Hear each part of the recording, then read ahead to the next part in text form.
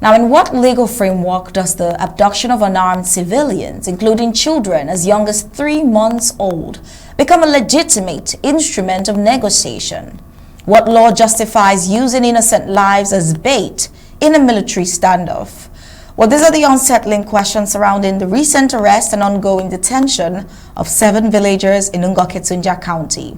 Now, in a concerning development, 7 villagers in Ketunjia have been detained by authorities, sparking fears of their safety and well-being. The Colonial SDO for Ketunjia County, Henderson Ketongkunge, has ordered the abduction of unarmed and innocent civilians who have been in detention for over a week now. Sources confirm that the civilians, including a 68-year-old woman and 2 infants, have been held without charges for over a week, not because they pose a threat, but because the colonial administration is seeking leverage over the Ambazonian State Army. The goal? To secure the release of the Colonial Brigade commander of Babesi, who was captured by the ASA, the Ambazonian State Army. Now, the detainees include 9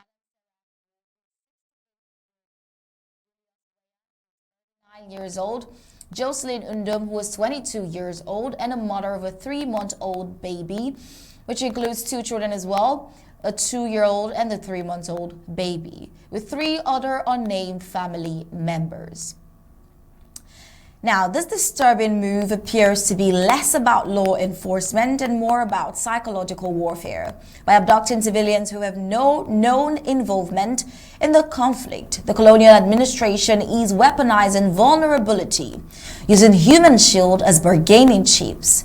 Now, if this isn't sabotage, if this isn't hostage taking, what then is this? This drastic and erratic action by the colonial SDO suggests another deeper perception, suggests something deeper, which is a clear recognition that the Ambazonian State Army places high value on Ambazonian lives, which is the only reason they can make this human bait. Unlike the occupying regime, which routinely brutalizes and dehumanizes civilians, the Ambazonian State Army has consistently expressed its duty to protect its very own people.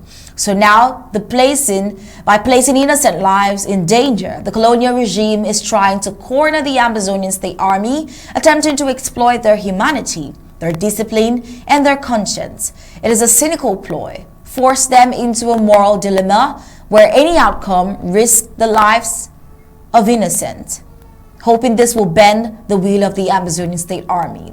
But then, by international law, particularly the 4th Geneva Convention, expressly prohibits the taking of hostages, the collective punishment of civilians, and the detention of non-combatants for coercive purposes.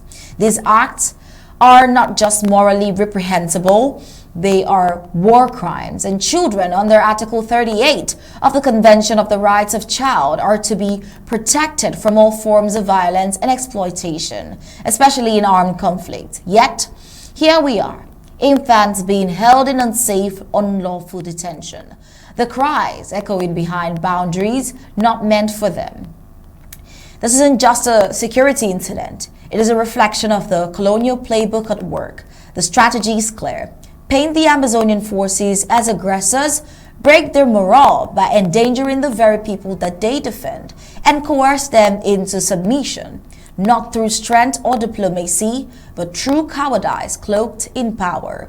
One pertinent question one cannot help but ask is, when a regime must clutch infants to bargain with soldiers, who then is the real terrorist?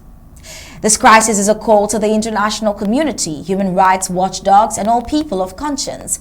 The longer that this continues unchecked, the more the lines between modern governance and colonial tyranny begins to blur. Should Ambazonian civilians continue to be pawns in anyone's game while the world remains silent? Is a question. Well, history will remember that those who dare to risk the lives of the weak to mask the failures of the powerful is something that would not be forgotten.